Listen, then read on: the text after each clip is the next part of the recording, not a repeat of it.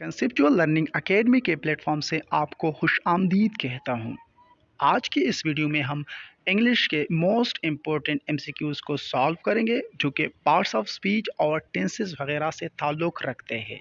अगर आपको इंग्लिश के ग्रामर में मसला हो रहा हो या आपको इंग्लिश के एमसीक्यूज़ सॉल्व करने में कुछ प्रॉब्लम्स आ रहे हों, चाहे वो टेस्ट में हो या कॉलेज वगैरह के दौरान हो, तो आप इस वीडियो को और इस सीरीज़ को मुकम्मल तरीके से फॉलो कीजिएगा। इसमें हम तकरीबन 100 एमसीक्यूज़ को सॉल्व करने की मुकम्मल वजाहत के साथ और इनमें फ्री पीडीएफ भी मुहैया करने की कोशिश करेंगे। सो आप इस सीरीज़ को मुकम्मल तरीके से फॉलो कीजिएगा। इंशाल्लाह आपके इंग्लिश ग्रामर के बहुत से मसाइल हल हो जाएंगे। ये इस सीरीज़ का पार्ट 1 है, बाकी पार्ट्स भी जल्द अपलोड कर दिए जाएंगे, इसलिए आप इस चैनल को सब्सक्राइब कीजिएगा और बेल का आइकन दबाइए ताकि हमारे आने वाले इंफॉर्मेटिव और एजुकेशनल वीडियोस फ्री पीडीएफ के साथ आपको बर वक्त मिल सके। चलिए इंग्लिश ग्रामर का आगाज़ करते हैं क्वेश्चन नंबर 1 से। क्वेश्चन नंबर 1 में हमने क्वेश्चन दिया हुआ है, आई सा a woman walking along the road. इसमें हमने अलोंग के वर्ड को पैरेंथेसिस में बंद किया हुआ है क्योंकि हम यहाँ पर आपसे क्वेश्चन कर रहे हैं कि ये अलोंग का वर्ड क्या है। आया ये एडवर्ब है, ये एडजेक्टिव है, ये प्रीपोजिशन है या कंजंक्शन है। आप इस टेस्ट को सॉल्व कर सकते हैं, अपने साथ पेज में लिख दिया करें, मैं आपको साथ साथ आंसर दे दिया करूँगा। एंड में आप टैली कीजिएगा कि आपने 20 में से कितने मार्क्स लिए हैं, अब वो हमें कमेंट में बता दीजिएगा। क्वेश्चन नंबर 1 का right answer option number C है, प्रीपोजिशन। इस सेंटेंस में जो अलोंग का वर्ड यूज़ हुआ है वो प्रीपोजिशन के तौर पर यूज़ हुआ है। नेक्स्ट क्वेश्चन पे जाते हैं। क्वेश्चन नंबर 2 में है, स्टिल वाटर्स रन डीप। इस सेंटेंस में हमने डीप को पैरेंथेसिस में बंद किया हुआ है, मतलब हम डीप के मुतालिक पूछना चाहते हैं कि ये पार्ट्स ऑफ स्पीच में क्या है। तो इसका right answer option number A है, एडवर्ब। इस सेंटेंस में जो डीप का वर्ड यूज़ हुआ है ये एडवर्ब के तौर पे यूज़ हुआ है क्योंकि यहाँ पर रन का ये साथ दे रहा है, मतलब वाटर रन कर रहे हैं डीपली, मतलब ये जो डीप का वर्ड यूज़ हुआ है ये एडवर्ब है, ये वर्ब का साथ दे रहा है। क्वेश्चन नंबर 3 में पूछा जा रहा है, she as well as her sister is engaged. As well as के मुतालिक पूछा जा रहा है। आप वीडियो को पॉज करके अपना आंसर दे दिए जाएगा और एंड में हमारे आंसर्स के साथ टैली कर दे, फिर हमें कमेंट्स में बताएं कि आपके कितने मार्क्स आ रहे हैं। यहाँ पर एज विल हम डी का आंसर देंगे कि इसका कंजंक्शन के तौर पे इसको यूज़ किया गया है। She as well as her sister is engaged. यहाँ पर एज विल एज कंजंक्शन के तौर पर मतलब शी को बाकी सेंटेंस के साथ कनेक्ट करने की कोशिश कर रहा है। हम क्वेश्चन नंबर 4 पे जाते हैं। This golden ring is too costly to purchase. यहाँ पर कॉस्टली वर्ड के मुतालिक पूछा जा रहा है। ये जो कॉस्टली वर्ड है ये एक्चुअली क्या है, एडवर्ब है, एडजेक्टिव है, प्रीपोजिशन है या कंजंक्शन है। आप अपना आंसर दिया करें, मैं आपको राइट आंसर ए भी बता रहा हूँ, उसके साथ आप टैली कर दिया करें। तो इसका right answer option number B है, एडजेक्टिव। यहाँ पर जो कॉस्टली वर्ड यूज़ हुआ है जो हमने पैरेंथेसिस में बंद किया हुआ है ये एडजेक्टिव के तौर पर यूज़ हुआ है। सेंटेंस को आप अगर गौर से देखें, this golden ring is too costly to purchase. अब कॉस्टली है मतलब ज़्यादा कीमती है या इसकी कीमत ज़्यादा है, तो ये हमने एडजेक्टिव के तौर पे यूज़ किया है। बाकी आपको अगर समझ नहीं आ रहा हो तो आप हमारे व्हाट्सएप पे रब्ता करके हमसे फ्री गाइडेंस भी ले सकते हैं और हम इसकी एक्सप्लेनेशन भी कर दिया करेंगे। 5 नंबर पे है, I would rather die than beg. Than का वर्ड पूछा जा रहा है क्योंकि इसको पैरेंथेसिस में बंद किया हुआ है कि ये क्या है, एडवर्ब है, एडजेक्टिव है, प्रीपोजिशन है या कंजंक्शन है। तो यहाँ पर देन का जो है ये कंजंक्शन के तौर पर यूज़ किया गया है। I would rather than die than beg, मतलब और ये जो दिन है ये कंजंक्शन का काम कर रहा है, कनेक्ट करने का काम कर रहा है बिग को बाकी सेंटेंस के साथ। और यहाँ पर आप ये भी देख रहे हैं कि रादर का वर्ड यूज़ हुआ है, तो इसीलिए इसको देन को इस्तेमाल किया गया है, लेकिन इसका जो प्लेस है, इसका जो काम है वो कंजंक्शन वाला है इस सेंटेंस में। क्वेश्चन नंबर 6 में पूछा जा रहा है, this politician is notorious for corruption. For के बारे में पूछा जा रहा है और ये इंतहाई आसान एमसीक्यूज है इस वीडियो का। आपको पता लग रहा होगा कि इसका right answer option number C है, प्रीपोजिशन। फॉर को यहाँ पर प्रीपोजिशन के तौर पे यूज़ किया गया है। नेक्स्ट क्वेश्चन जो कि क्वेश्चन नंबर 7 है, you will not get your aim in life unless you work hard for it. यहाँ अनलेस को पैरेंथेसिस में बंद करने का मतलब यही है कि आपसे पूछा जा रहा है कि अनलेस यहाँ पर क्या काम कर रहा है, एडवर्ब का काम कर रहा है, एडजेक्टिव का काम कर रहा है, प्रीपोजिशन का काम कर रहा है, या कंजंक्शन का काम कर रहा है। तो अनलेस यहाँ पर जैसा कि दिखाई दे रहा है कि दो क्लॉजेस को कनेक्ट करने की कोशिश कर रहा है, तो यहाँ पर ये कंजंक्शन के काम कर रहा है। You will not get your aim in life, एक क्लास मुकम्मल हुई, you work hard for it ये दूसरी क्लास है, और दोनों को कनेक्ट करने का काम कंजंक्शन का है। Question number 8, better to be untaught than ill taught. अब ये कुछ मुश्किल सा क्वेश्चन है इस वीडियो का। Better to be untaught than ill taught, जो कि बताया जा रहा है कि अच्छा है कि ना सिखाया जाए गलत सिखाने से। गलत सिखाने से बेहतर है कि आप सिखाए ही ना। लेकिन खैर हमारा यहाँ पर क्वेश्चन है इल टॉट के बारे में कि ये क्या काम कर रहा है। तो ये एडजेक्टिव का काम कर रहा है, मतलब अनटॉट या इल टॉट ये एडजेक्टिव ही है। ये जो हम कहते हैं कि एडजेक्टिव, ये प्रीपोजिशन, सॉरी, ये प्रोनाउन या नाउन के, या जो हम सब्जेक्ट कहते हैं उसके मुतालिक ये इजाफा करने वाला, मॉडिफाई करने वाला वर्ड होता है, उसके साथ देने वाला जो वर्ड होता है उसको हम एडजेक्टिव कहते हैं। और अनटॉट या इल टॉट ये दोनों इसी कैटेगरी में आ रहे हैं। सो इल टॉट को यहाँ पर जो यूज़ किया गया है ये एडजेक्टिव के तौर पे यूज़ किया गया है। 9 नंबर क्वेश्चन में पूछा जा रहा है, the Hunter aimed at the Dove. यहाँ पर एट को पैरेंथेसिस में बंद करने का मतलब यही है कि आपसे पूछा जाए कि ये कौन सा पार्ट्स ऑफ स्पीच है यहाँ पर। तो ये आसान क्वेश्चन है, प्रीपोजिशन है। एट ए भी प्रीपोजिशन के तौर पे ही यूज़ किया जाता है, और यहाँ पर भी प्रीपोजिशन के लिए ही यूज़ किया गया है एट को। क्वेश्चन नंबर 10 में पूछा जा रहा है, it is between you and me. Between का पूछा जा रहा है कि इस सेंटेंस में इसका काम क्या है। तो ये इंतहाई आसान है। बिटवीन को हम अक्सर औकात प्रीपोजिशन के लिए ही यूज़ करते हैं, और यहाँ पर भी ये प्रीपोजिशन के लिए ही यूज़ किया गया है। बिटवीन को हम तब यूज़ करते हैं जब हम मुख्तस चीज़ों का तस्करा करते हैं, ख़ासकर हम दो चीज़ों का तस्करा करते हैं, उसमें एंड यूज़ करते हैं, तो उससे पहले बिटवीन का इस्तेमाल किया जाता है। जैसे कि it is between you and me, दो है यू एंड मी और दोनों के दरमियान एंड है, तो इसलिए इसका बिटवीन का यूज़ किया गया है।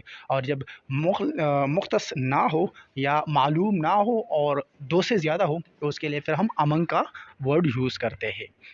Question number 11, on leaving the shopping plaza Kate was robbed dash purse. अब ये कुछ मुश्किल सा हमने एमसीक्यूज डाला हुआ है इसमें, by her, by hers, of her, of hers.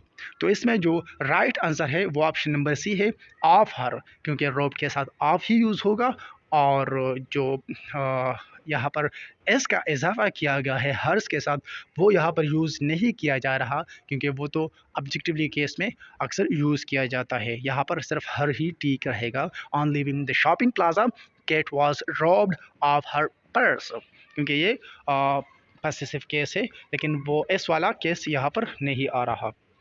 Question number 12, if I had money I dash it now.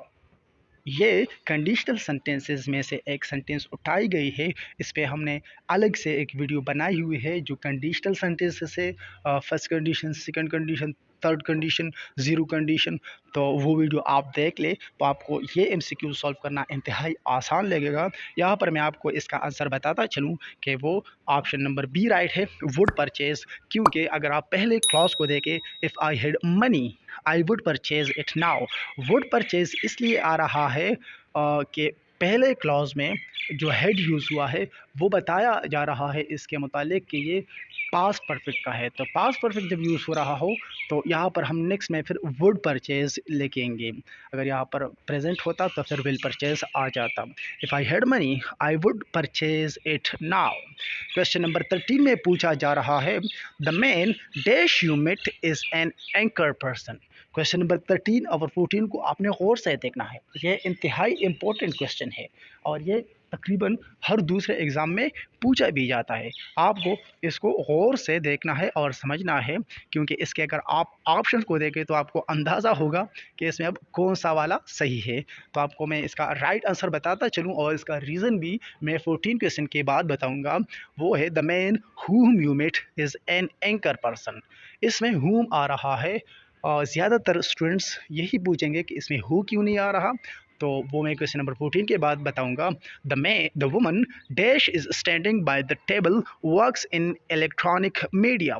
यहाँ पर पूछा जा रहा है कि जो वुमन है, the woman dash is standing by the table works in electronic media, वो उसमें हु आ रहा है। तो पहले वाले और दूसरे वाले में आपको कोई फ़र्क नज़र नहीं आएगा, मतलब क्वेश्चन नंबर 13 में और क्वेश्चन नंबर 14 में आपको तो कोई फ़र्क नज़र नहीं आ रहा।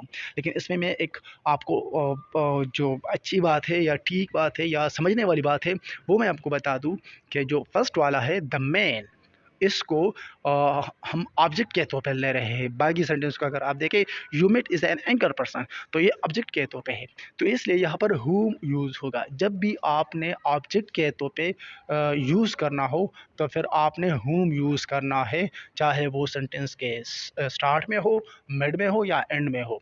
और 14 नंबर क्वेश्चन को अगर आप देखें, the woman who is standing by the table works in electronic media, तो यहाँ पर ये बाकी जो सेंटेंस है, dash is standing by the table works in electronic media, तो यहाँ पर हमें सब्जेक्ट की ज़रूरत है। जैसे जो बाकी क्लॉज है, ये जो हम रिलेटिव क्लॉज है इसको हम कहते हैं, इसमें हमें सब्जेक्ट की ज़रूरत है। अगर वो सब्जेक्ट फिर हु ही होगा, यानी हु के लिए जब हम यूज़ सब्जेक्ट के लिए हम जो यूज़ करते हैं तो फिर हम हु को यूज़ करते हैं। लेकिन जब हम ऑब्जेक्ट के लिए यूज़ करते हैं, प्रीपोजिशन हो या जो कंजंक्शन वगैरह हो या जो ऑब्जेक्ट हो, उसके लिए जब हम यूज़ करते हैं तो फिर हम हूम यूज़ करते हैं। इसलिए 13 नंबर में मेट का जो ऑब्जेक्ट है वो हूम है, और 14 नंबर पे जो ये बाकी रिलेटिव क्लास है इसका सब्जेक्ट हु ही होगा। Question number 15, he is looking for accommodation dash in flat और शेयर्ड हाउस। अब इसमें जो राइट आंसर है ये इंतहाई आसान है, आइदर ही आ रहा है, क्योंकि अगर आप देखें तो यहाँ पर आर यूज़ हुआ है, इन फ्लैट और शेयर्ड हाउस। तो आर से पहले जो हमारा वर्ड यूज़ होता है, जो हमको इसको हम फिन वर्ड्स कहते हैं या इसको और भी नाम दिए जाते हैं, जो दो वर्ड्स है वो, जिस तरह हमने रादर देन का यूज़ किया पहले एमसीक्यूज़ में, तो इसी तरह हम आइदर आर का यूज़ करेंगे। जब भी आर आएगा तो इसके साथ आइदर आएगी, और जब आइदर आएगा तो इसके साथ आर आने वाला होता है। ज़रूरी नहीं है कि दोनों ही आ जाए, लेकिन जब दोनों आते हैं तो फिर आइदर के साथ आर ही होगा, बाकी कोई वर्ड नहीं यूज़ होने वाला। He is looking for accommodation either in flat और शेयर्ड हाउस। क्वेश्चन नंबर 16 में पूछा जा रहा है, you can go neither by train dash by बस। अब यहाँ पर जो ट्विन वर्ड्स है इसमें नाइदर यूज़ हुआ है, तो नाइदर के लिए हमने यहाँ पर फिर ऑप्शन नंबर बी यानी नॉर को यूज़ करना है। You can go neither by train nor bye बस, और पिछले एमसीक्यूज़ में हमने आइदर यूज़ किया था तो आर आया था, यहाँ पर हमने नाइदर यूज़ किया तो नार आएगा। Question number 17. Before designing a public park, the architect must dash the public. अब क्वेश्चन नंबर 17 का राइट आंसर तो कंसिडर है। Before designing a public park the architect must consider the public. अब यहाँ पर पब्लिक की वजह से कंसिडर आ रहा है, कंसिडर्स तो नहीं आएगा, और रिकग्नाइज का वर्ड यहाँ पर तुक ही नहीं बनता है इसका, ये यूज़ ही नहीं होना चाहिए। तो इसलिए हम रिकग्नाइज को यानी ऑप्शन नंबर सी और डी को हम इग्नोर करेंगे। लेकिन ऑप्शन नंबर ए और बी में अगर हम देखेंगे तो हम जो प्रेजेंट इंडेफिनिट हम कहते हैं या प्रेजेंट सिंपल हम कहते हैं, उसके सेंटेंसेस में हम एस तब यूज़ करते हैं जब हमारे पास जो ही शी इट वगैरह होते हैं, थर्ड पर्सन प्रोनाउन उसको हम कहते हैं, तब हम एस यूज़ करेंगे। उसके अलावा जब आ जाता है तो यानी प्लूरल वगैरह में आ जाते हैं या यू आ जाती है या इस तरह का कुछ प्रोनाउन आ जाते हैं, तो फिर हम एस यूज़ नहीं करते, जिस तरह हम इस केस में यूज़ नहीं करेंगे, सिर्फ कंसिडर ही लिखेंगे। क्वेश्चन नंबर 18 में पूछा जा रहा है when she was younger she dash 5 kilometres a day. अब ये फिर टेंसेस से एक क्वेश्चन को उठाया गया है, पार्ट्स ऑफ स्पीच तो नहीं है, लेकिन यहाँ पर right answer option number A है। वॉक्ड मतलब सिंपल पास्ट का ये सेंटेंस है या ये क्लॉज जो है ये सिंपल पास्ट का है, क्योंकि अगर आप पहले को देखें तो वो भी सिंपल पास्ट है। When she was younger she walked 5 kilometres a day, ये दोनों सिंपल पास्ट से ही ताल्लुक़ रखेंगे। जब पहला वाला सिंपल पास्ट है तो ये दूसरा वाला भी फिर सिंपल पास्ट से होगा। हैड ये पास्ट परफेक्ट पे चला जाएगा, हैज़ बीन वॉकिंग ये तो फिर प्रेजेंट टेंस में आ जाएगी, और हैड बीन वॉकिंग ये भी फिर पास्ट परफेक्ट कंटिन्यूअस में चला जाएगा। तो फिर बात बहुत दूर तक चली जाएगी। क्वेश्चन नंबर 19 में पूछा जा रहा है the house is large dash is quite old fashioned. अब यहाँ पर अगर आप इस सेंटेंस को देखें तो इसको हम कंट्राडिक्टरी सेंटेंस कहते हैं। क्वेश्चन नंबर 19 में पूछा जा रहा है the house is large, house large है, dash is quite old fashion. अगर आप देखें तो ये दोनों क्लॉज अपने एक दूसरे को कंट्राडिक्ट कर रहे हैं, ये उलट है, अपोजिट है एक दूसरे के ये, तो इसलिए हम इसको एंड भी यूज़ नहीं कर सकते और तो यूज़ ही नहीं कर सकते, और विच का यहाँ पर तुक नहीं बनता, तो बट ही है, क्योंकि the house is large, house बड़ा है मगर इज़ क्वाइट ओल्ड फैशन, लेकिन इसका जो डिज़ाइन है वो बहुत ओल्ड फैशन है, तो इसलिए हम इसको बट यूज़ करेंगे। कंट्राडिक्टरी सेंटेंस में हम या कंट्राडिक्टरी जो क्लॉजेस होते हैं उसमें हम बट का यूज़ ही करते हैं। क्वेश्चन नंबर 20 में पूछा गया है we need to find dash method to solve this problem. अब इस पे कौन सा वर्ड ठीक है, ये टेंसेस से मुतालिक है, लेकिन यहाँ पर टेंस के मुतालिक नहीं है। हमने यहाँ पर कॉमन सेंस भी थोड़ी बहुत यूज़ करनी है, वोकेबलरी भी यूज़ करनी है। इसका right answer option number C है।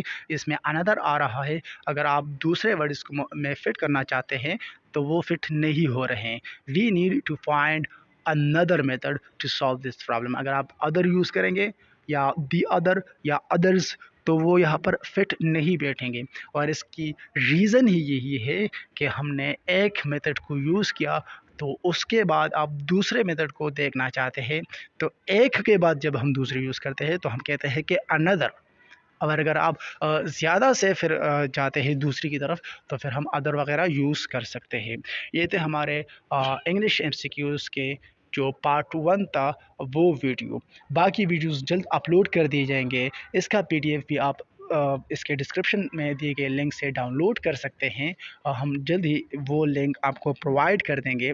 आप इस वीडियो को लाइक कीजिएगा, चैनल को सब्सक्राइब कीजिएगा और बेल का आइकन दबाएं ताकि हमारे आने वाले इंफॉर्मेटिव और एजुकेशनल वीडियोस फ्री पीडीएफ के साथ आपको बर वक्त मिल सकें। Thank you. Conceptual learning academy के चैनल को सब्सक्राइब करने के बाद इसके प्लेलिस्ट में आइए, तो यहाँ पर आपको इंग्लिश एसेस, पेडागोजीज, पॉलिटिकल कंसेप्ट्स, पाक affairs, Islamic studies, everyday science, interview preparation के मेथड्स, बेसिक ऑफ मैथमेटिक्स, इसके अलावा मुख्तलिफ past papers, political science, English grammar, computer science के एमसीक्यूज़ और जनरल नॉलेज के एमसीक्यूज़ फ्री पीडीएफ के साथ मिल सकते हैं। वीडियो को एक्सप्लेनेशन में देखने के बाद उसके डिस्क्रिप्शन में लिंक दिया हुआ होता है, वहाँ पर जाके आप फ्री पीडीएफ को भी डाउनलोड कर सकते हैं। जिस तरह अगर हम यहाँ पर एवरीडे साइंस के एमसीक्यूज़ में है तो इसके मुख्तलिफ वीडियोस है, और हर वीडियो का पीडीएफ लिंक उसके डिस्क्रिप्शन में दे दिया गया है। सो आप जाके वहाँ पर, जैसे कि पॉलिटिकल साइंस को अगर हम देखें तो इसके तकरीबन हर टॉपिक पे हमने एमसीक्यूज़ बनाए हुए हैं, और हर वीडियो के डिस्क्रिप्शन में उसके पीडीएफ का लिंक भी दे दिया गया है, तो वहाँ से जाके आप उसका फ्री पीडीएफ डाउनलोड भी कर सकते हैं। सो पहले आप वीडियो को एक्सप्लेनेशन में देख लें, उसको समझ लें, उसके बाद अपने पास फ्री पीडीएफ भी सेव कर सकते हैं। इसके अलावा इंग्लिश ग्रामर के जो बेसिक्स हैं, उसके तरीके, उसके मेथड्स, उसके टाइप्स आपको समझा दिए गए हैं।